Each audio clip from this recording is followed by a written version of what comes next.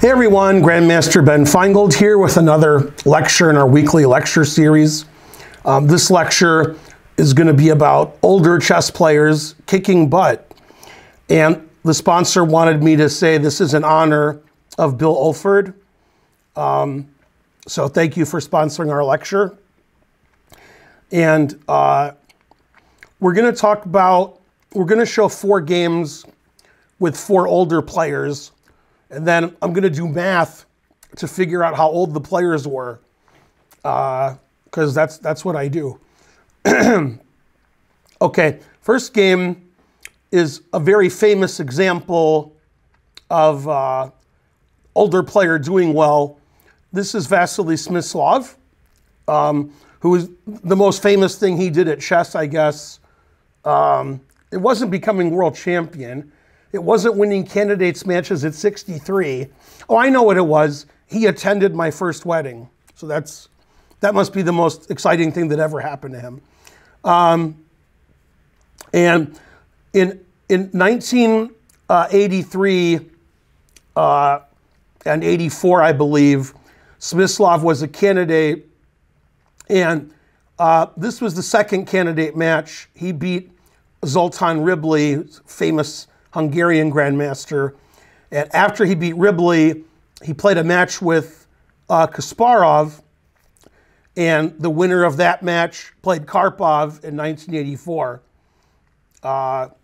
So, of course, Kasparov beat Smyslov, and then he had the crazy match with Karpov, which never ended.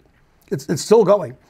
Okay, now, I would assume, incorrectly, as I usually do, that when an older player is beating up on younger grandmasters, they do it with some kind of style of strategy and positional play that they still retain at their older age, and that it wouldn't be super tactical, because that would probably favor the younger player. However, I would be wrong in this instance. So this is candidates match they played where Smyslov won 3-1 with 7 draws. This was one of his wins. And the late, great Edmar Mednis, who was an older grandmaster when he was alive, and somebody asked him, possibly me, but somebody asked him at a lecture, are you surprised that Smyslov beat Ribli? And this was, you know, like right after or during the match. You know, this was like in 83 or 84 he was asked. And Mednis said, no, Zoltán Ribli is a strong grandmaster, but Vasily Smyslov is a world-class player. So he wasn't surprised at all that Smyslov beat Ribli, even though Smyslov was 62, 63 years old at the time. Okay, so here's the game. Smyslov has white. They transposed from one opening to another several times. So you have to keep guessing what the opening is. You'll never guess. I'm still not sure what the opening is. Okay, so right now it's some kind of Queen's Gambit. Then it's a Tarrasch variation. Then it's a semi-Tarrasch variation. And then this looks like it could happen from more than one opening. Bishop e7, castles, a3, and then they trade on d4. So if you showed me this position and asked me what the opening was, I would give up, because this could come from like 4 different openings. This could come from a QGA, or a QGD, or a Tarrasch, or a semi-Tarrasch, or it could come from a Nimzo-Indian, where black played bishop b4, and then later played bishop e7. So it's just an isolated queen-pawn position, which is typical kind of structure and position where white's going to play for an attack, and black is going to play to trade pieces and go into a better ending. Oh, I forgot to share the screen. Thank you. That was my fault. Yeah. I forgot to share the screen, so nobody said anything. Only the sponsor said something. I'm going to go back. So if you're watching on YouTube, this should be very funny to you. Okay, so d4, knight f6. And it's like a queen's gambit, a semi-Tarrasch, and then it gets to an isolated queen pawn position.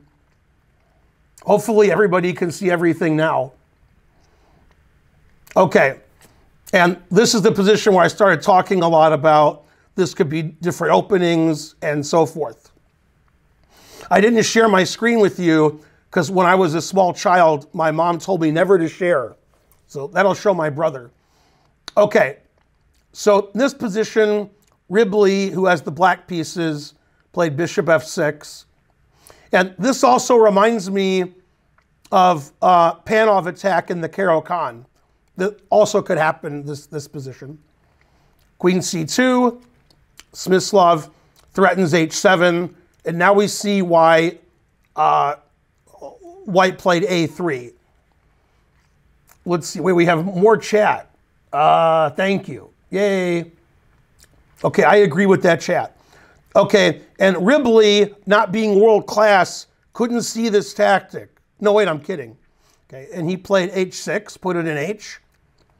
Rook to d1, this pawn is supposedly weak. And now there's a nice tactic. If you take the pawn, and in this position, black is up a pawn, the reason white played rook d1 becomes obvious.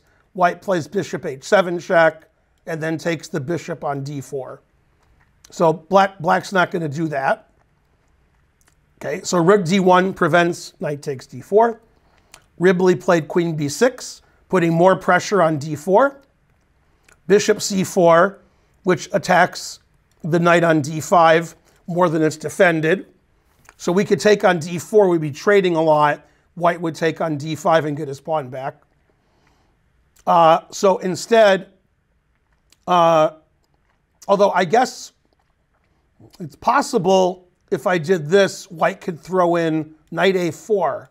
Now that I think about it, that might be good for white. And by it might be good for white, it's good for white. Okay, so black can't do anything tactical. Black played rook d8, makes sense. Knight e2, Smyslov defends his d-pawn. And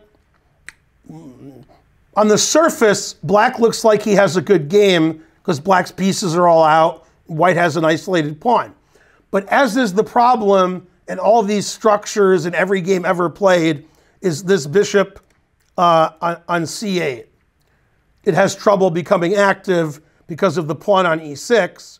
White's bishop has a nice open diagonal. Okay, so Ribli must have heard me back in 1983, played bishop d7. Queen e4, Smyslov wants to play bishop d3 and queen h7 check. It's hard for black to play g6 because the h6 pawn would be hanging. Okay, knight e7, bishop d3, as I explained earlier, and bishop a4. Ribli ignores queen h7 check. He can play king f8 and knight g8, and he just doesn't care. So Ribli is attacking Smyslov's rook. Queen h7 check. In this position, even though engines weren't around to help people and explain the game, still Ribli made the engine move. Okay, king f8, good move. Rook e1, saving his rook. Bishop b5. As I said earlier, black wants to trade pieces and go into an ending, then white won't have an attack, and white's going to have this isolated d-pawn. Bishop takes b5, queen takes, knight g3. White's getting more pieces over here to the king side, trying to attack black's king. Knight g6, trapping the white queen. Knight e5. He wants the knight to take, so the queen's not trapped anymore, and white's threatening knight takes g6. This is one of the advantages of having an isolated pawn, is it gives you an outpost for your knight on e5 and sometimes c5, depending on the position. In this position, knight c5 isn't relevant, but knight e5 is. Knight e7, defending his knight again. And bishop takes h6. So that was surprising to me when I looked at the game earlier because, Smyslov's an older player. He's in his 60s, and he's playing super aggressive and attacking his opponent in a candidates match. And the obvious reason why you can't take the bishop is queen takes f7, checkmate. So Ribli's not going to fall for that. So Ribli plays knight takes e5, getting rid of one of white's attackers. Queen h8 is not mate because black can play knight g8. That was always the case. And now knight h5. So instead of taking back on e5, Smyslov gets another piece into the attack. Okay, now the position's too complicated. Now we need several engines to figure out what the evaluation is. But in 1983, they didn't have that. They had to play on their own. And what's funny is, it's funny now because the games we're looking at were played, a while ago. When the game was over, you still didn't know what was going on. You'd analyze with 5 GMs, and they would furrow their brow in a vain attempt to understand the situation. And occasionally, there were games played, before 1960, where grandmasters analyzed it for 30, 40, 50 years, and they still didn't know. And now that's over, because now all these super GM games and candidates matches and world championships and super GM tournaments analyzed live by everybody in the world with all their engines. So now we pretty much know if moves are good or not. And here it was more exciting because even if you were watching the game live and grandmasters were analyzing it, they still didn't know. They were just giving their best guess and analyzing variations. Now, if I was attacking my opponent, then I would be very happy to have all my pieces here attacking my opponent. And I would assume that my opponent would not defend perfectly because it looks too difficult to defend perfectly. Okay, Ribli played knight f3 check, confusing the audience, which is you guys, takes, and then knight f5. Now, we can't play queen takes knight on h5 because bishop g7 check unleashes the attack on the queen. So is knight f3 check the best move? Only the engines know. I'll give you a sample variation to show you how tough this position is. Let's play knight g6, because that looks pretty defending. And now I think white has two ways to win. Knight takes f6 probably wins. But I think this is just checkmate, because it's checkmate. Then takes, knight f6 mate. So black has to be very careful. And if you don't take the bishop, knight f6 is still mate. So if it's white to move here, white's threatening bishop takes mate. So this position is not easy. And if you stop the mate with knight g6, which black did next move, then I could take the knight on e5. So Ribli thought I'll mess up my opponent's king position, and then I'll play knight, move my knight somewhere, so my opponent can't play pawn takes and have this nice pawn structure in front of his king. Now Smyslov king is compromised. Okay, Smyslov took the bishop on f6. We can't play pawn takes knight because it's illegal, it's pinned. So he played knight takes. Now, surprisingly, material is almost equal, but white is a pawn up, but white's pawn structure is terrible. So still very interesting position. d5, blocking the queen from defending, and black can't take the pawn because now my rook controls the e file, so queen h8 and then mate. If you don't like that mate, you have something personal against it, then this is also mate. Maybe you like that mate better. Okay, so d5 is a very interesting move. It doesn't really sack a pawn because you can't take, but it stops black's queen from coming over here. For example, if it was black's move, queen g5 check looks pretty good. So d5 is a great move. It stops black from defending with his queen, and it opens up black's king more for the attack. He played queen takes b2. Now black got his pawn back, and black's threatening queen takes knight on f6. Queen check, king e7. Rook takes e6 check.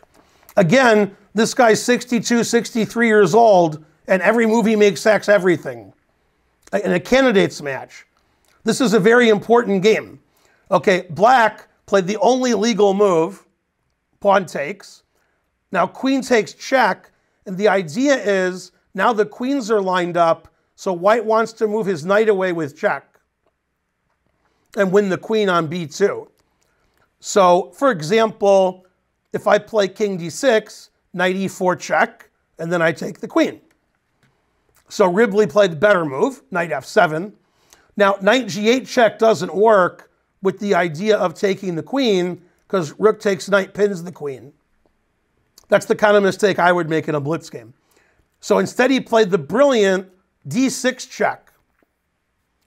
And the idea is, no matter what black does, I can move my knight with check and take the queen. So if you play king takes, knight e4 check wins the queen, which I showed earlier. Knight takes d6 is illegal, so he didn't do that. There's no legal king move. So he played rook takes d6. Now we play knight d5 check, and we take the queen. And this doesn't look so easy to win because it's a rook and a knight for a queen, but white has an extra pawn, the king is exposed, white has an immediate threat, so white's winning. b6, stopping queen takes b7, queen b4 check, the rook gets into the game, h4, which is defended by the queen, e4, and white just has too much attack. Now Smyslov plays another tactical move because he hasn't played enough tactical moves yet. Rook takes e5. Rook takes and then f4. And black's pawns are disappearing. Takes, and if you take with the knight, then I can play f4. So he moved his king. For those of you who don't understand, same pin. So he played king e6, queen c4 check. You can't take the pawn because the queen takes knight. And the only move you can make to save the knight is king e7. And then after f4, obviously white's winning. White has 3 passed pawns and an extra queen. So after queen c4 check, black resigned here. So that was a brilliant game from Smyslov.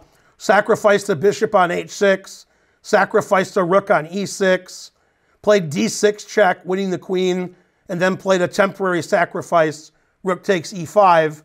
And that didn't look like a game played by somebody in their 60s. Okay, and it's a good thing Kramnik didn't have engines in '83, because this would be very suspicious. Kramnik would be all over the internet questioning this kind of game. Okay, I always have to get a jab in on Kramnik, because he makes it so easy. Okay, and that was that game. Next. Okay, next we have a game between James Tarjan and Vladimir Kramnik. Most of you don't know who James Tarjan is because he was a strong grandmaster in the 70s. And he played in interzonal, he was playing in many US championships, and he was one of the top 5 or 6 players in the US for maybe 10 years. And at some point, he decided going to chess tournaments and sleeping on somebody's floor and trying to win $200 in the last round wasn't a good financial situation for him, so he became a librarian. And he was a librarian for about 30 years, then he decided to play chess again. So somewhere in the early 80s, Tarjan quit chess and went to work, and then nobody's heard of him. And then in like 2015 or 16, he started playing chess again. Now, he was born in 1952, which is 1 year after Karpov was born. We'll see a Karpov game soon. Kramnik in 2017, that's a very strong Kramnik. That sounds like a Kramnik in his late 30s. So Kramnik is rated 2803 FIDE. So, okay. So Kramnik, like former world champion, 2800 FIDE, playing a guy born in 1952, and it's 2017. So if I can do math, and I can't, that sounds like he's 65, Tarjan. Okay, and he hasn't played chess in 30 years. Okay, and you thought Kramnik was a good player, not some guy from the 70s who hasn't played in 30 years that you never heard of. Let's have a look at the game. Tarjan tried to keep the game boring. He didn't want to get into a tactical melee. So he's white, and he played like the most boring opening you can play. Double fianchetto ready. Not too interesting. Okay, I've actually had black in this position more than once. And the annotator of this game, I got rid of his notes, said that this is all theory, and on move 14 or so, Kramnik made a novelty in this position. So supposedly, this has all been played before, and knight c5 is a new move, very aggressive. Okay, and white's just playing very solid and passive and trying to make Kramnik beat him. He doesn't want to blunder and Kramnik wins. He wants Kramnik to try to outplay him in a long series of positional moves, which Kramnik's like, that's fine with me. So Kramnik plays knight c5, queen c2, knight goes to e6, that was his point. He likes his minor pieces. Rook c1, knight d4 attacking the queen and the e2 pawn. So the queen goes back to d1. Knight b5. So Kramnik must like Bob Seger because he's working on his knight moves. Now he's threatening the a3 pawn. Knight b1.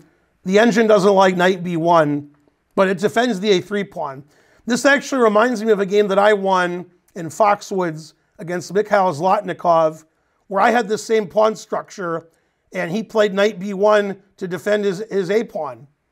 In that game, my opponent's pawn was on e4, so it was a little different pawn structure, but it's similar to this. Okay, queen d7, king h2.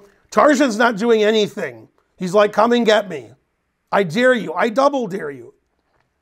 Rook a6, a rook lift. Kramnik wants to get his rook over to the king side, and he does. Knight back to f3, e4. Kramnik plays aggressive. Takes, knight takes, attacking the f2 pawn, rook f1, bishop b8, getting out of the way of the rook. Here comes the black rook to attack white's king. Knight c3, let's trade some pieces, and you'll have an isolated weak pawn on d5. Knight takes, bishop takes, and rook e6. Also, Kramnik could have played rook g6, putting tremendous pressure on g3. Some grandmasters thought that was better. Rook e6, bishop back to e1. White wants to save his bishops. h6, put it in h. Rook c2, very good defense. Bishop a7, putting more pressure on f2. Tarjan plays queen c1, taking the c-file. Bishop b6, stopping rook c7. e3, blocking the bishop. And white is very solid. And black has an isolated pawn here. So, in 20, 30 moves, maybe white will have an advantage against the weak pawn. Also in this position, instead of queen c1, the engine wants to play knight d4 and says white's better. Tarjan didn't play a lot of aggressive moves this game until he had to. Queen b5, knight d4, attacking the queen and the rook, so you have to take. Okay, and in this position, Kramnik played bishop f3, which is a blunder. So Kramnik has gone pretty far. He has his pieces on the 4th and 5th rank. He doubled on the e-file.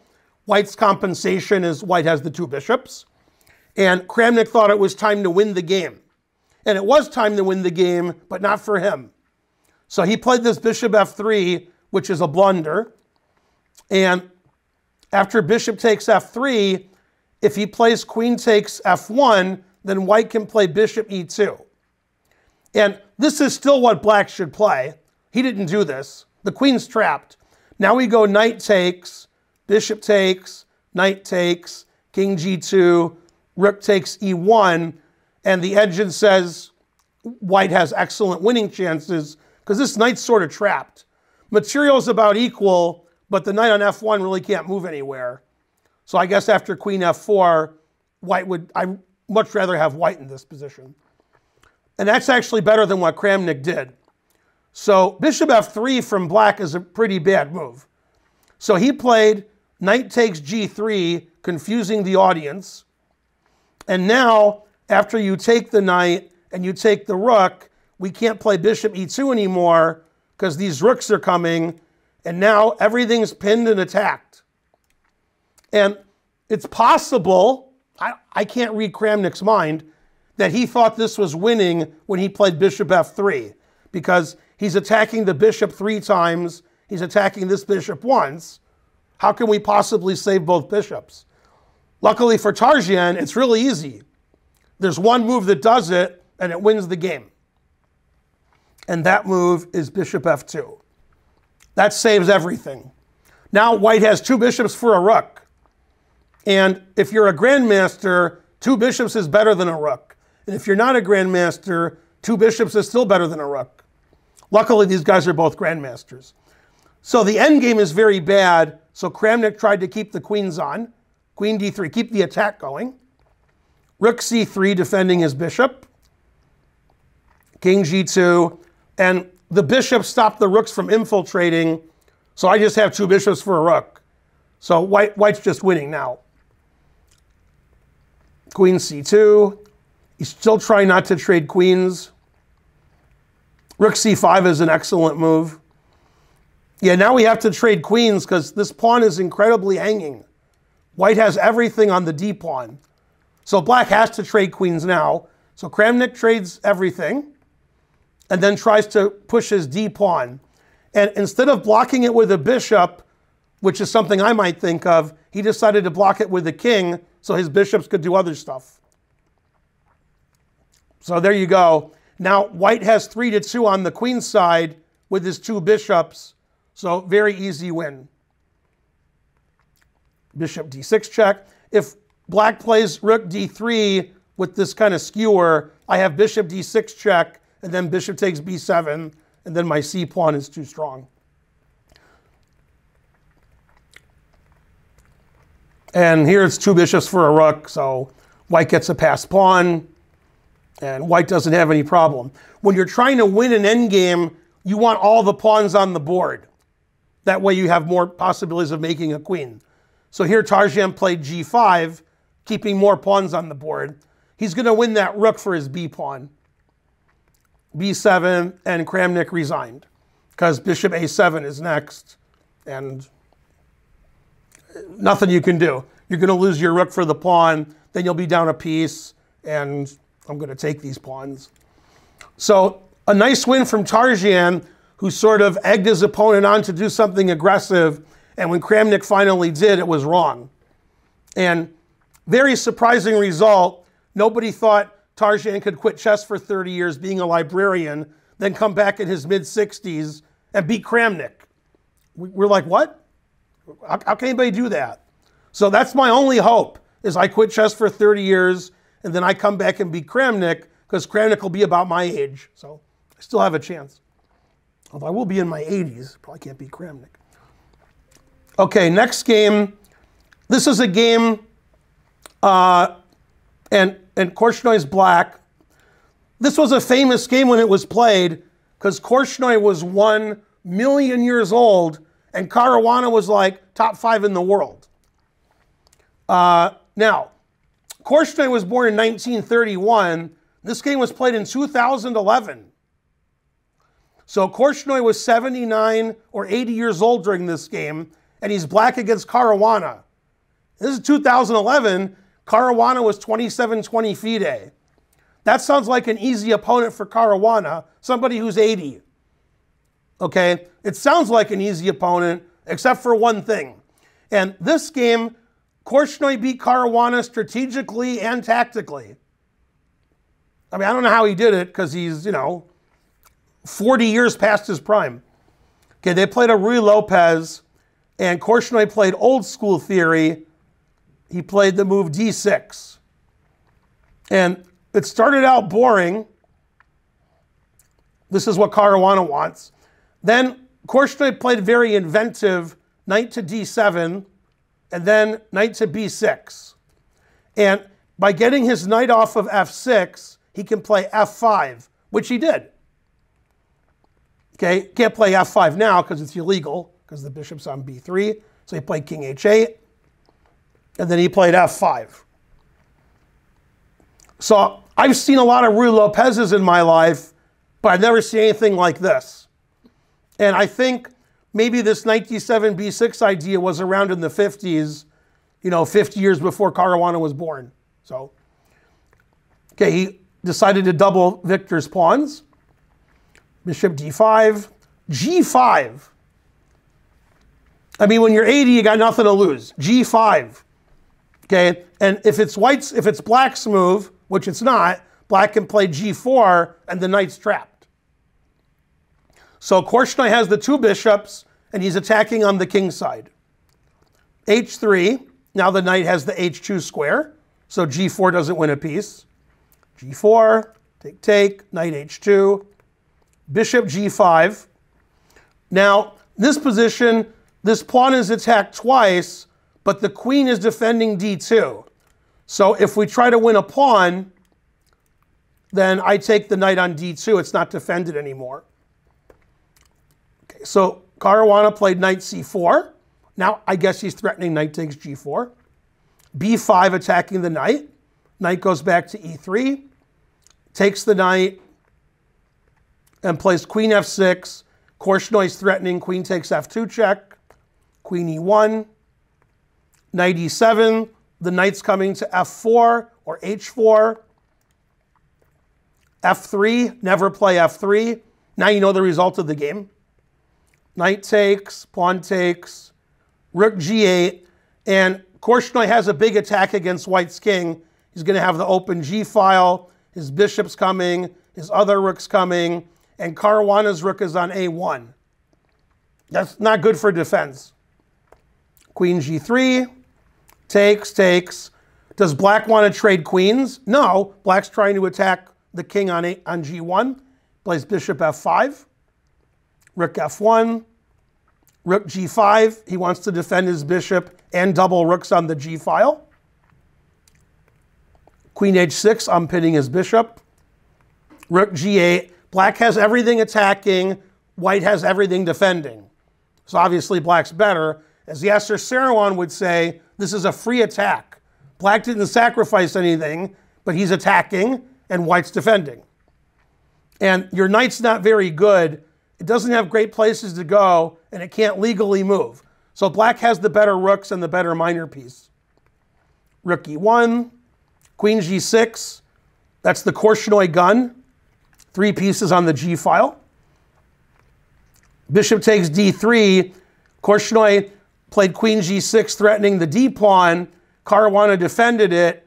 And Korchnoi played old school tactics. Bishop takes. If you take with the rook, then e4. Forks the queen and rook. So he played king g1, e4. Black's up a pawn now.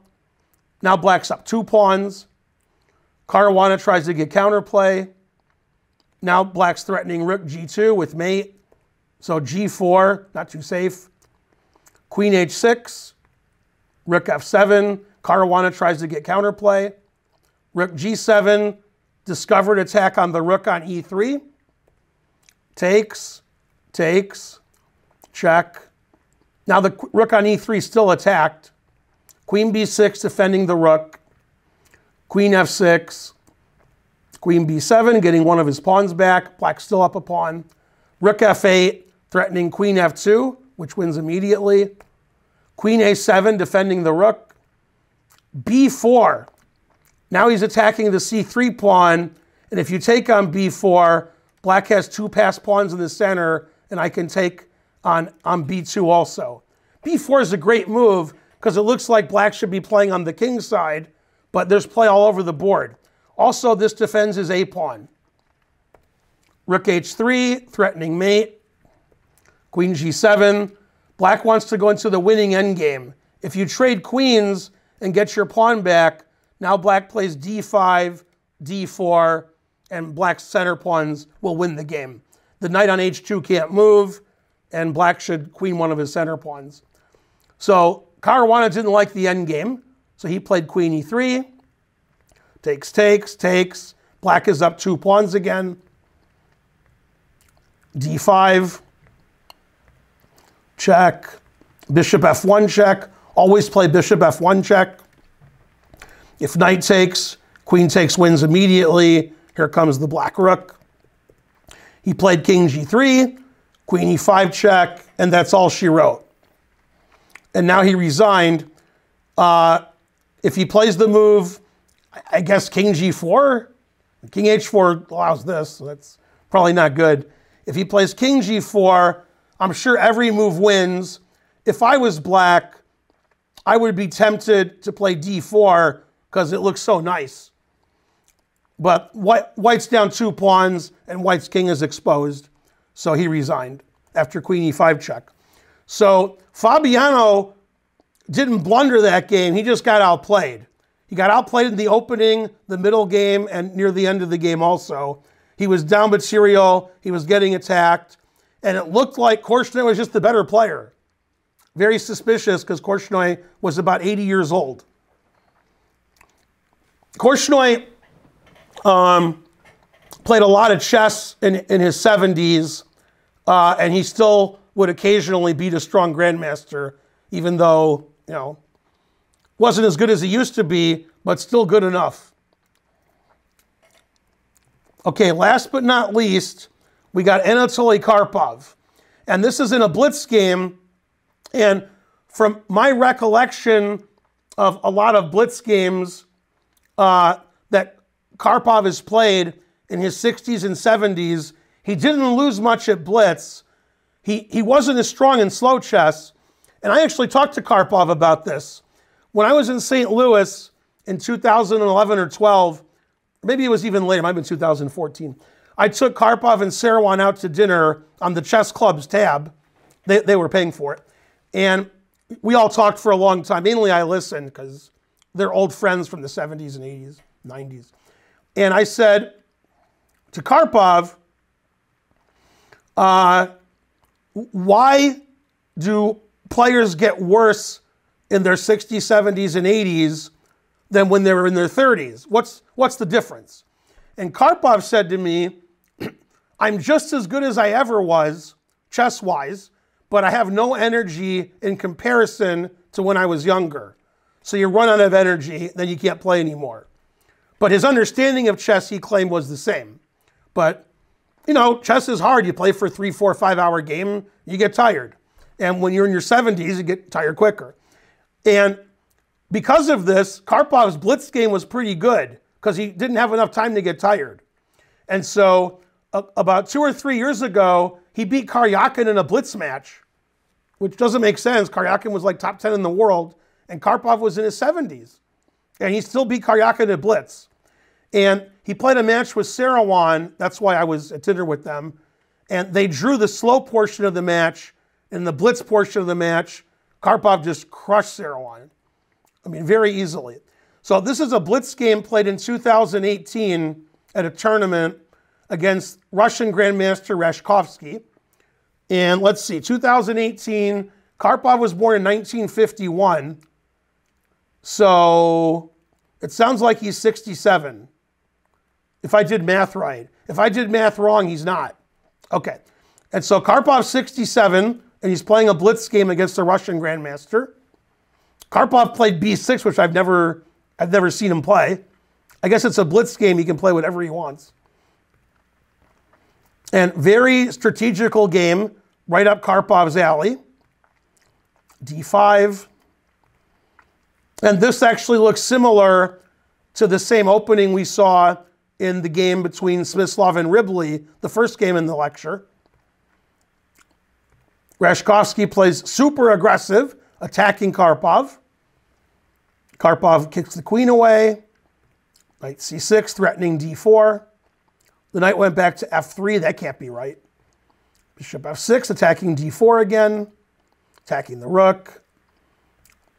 Then they move back and forth, and Karpov plays this really nice tactic. So after bishop g5, maybe Rashkovsky was like, this guy was the world champion for 10 years. Maybe I can draw him. We can repeat. Okay? And instead, Karpov played a tactic that Rashkovsky missed. The knight is defending the bishop on g5, and if you take my queen and I take your queen and I take on d8, I'm just up a pawn. And if you take on d4 and I take on g5, I'm also up a pawn, and black has the two bishops, and knight f4 is the threat. So bishop g5 was a pretty bad mistake. Karpov punishes it. Knight takes d4, queen takes, knight f3 attacking Karpov's queen, queen g4, Karpov's threatening knight f4, h3, knight takes c3, and what Karpov wants to do here is he's hoping for bc, bishop f3, and then takes, and black is up 2 pawns, and Karpov can put his bishop on this diagonal, and white's bishop can't do anything like that. That'd be a pretty easy win for black. So Rashkovsky played pawn takes, and we got to a similar ending where black has 2 bishops and 2 extra pawns. So basically, black won with no difficulty, and in this position, white resigned because this game is ridiculous. Black's up 2 pawns. White has an isolated pawn and doubled pawns. Black has the d file, and I have my fantastic bishop. So that looked like, you know, a younger Karpov. He just destroyed his opponent who had white pretty easily, and I can't say for sure that Karpov in his 60s is worse at blitz chess than he was in his 30s. Because, you know, blitz game takes 6 or 7 minutes.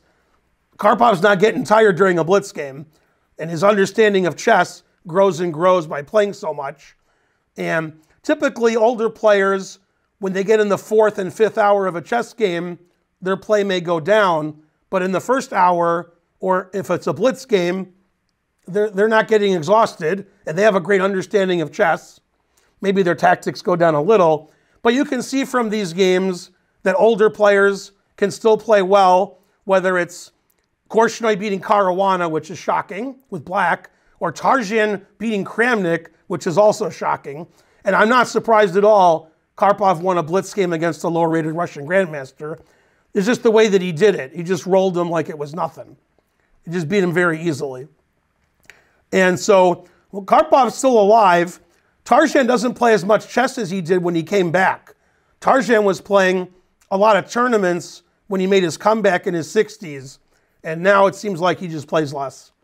He's not playing very much anymore. Still plays occasionally. So, got to do something after he retires from librarian. So, play chess. Anyway, I'm Grandmaster Ben Finegold, and I hope you enjoyed this lecture. If you want to sponsor a lecture, contact my wife Karen, Karen at aclchessclub.com. Again, we want to thank the sponsor. He said this is in honor of Bill Olford. Thank you for sponsoring our lecture. You guys can sponsor lectures too and talk about topics you like to talk about. I really enjoyed this topic because I'm an older player myself, but mainly I just play on the internet now. And then I get to see Kramnik complain about everybody. So that's fun for me anyway. All right, thanks for watching, everybody. See you next time. Bye.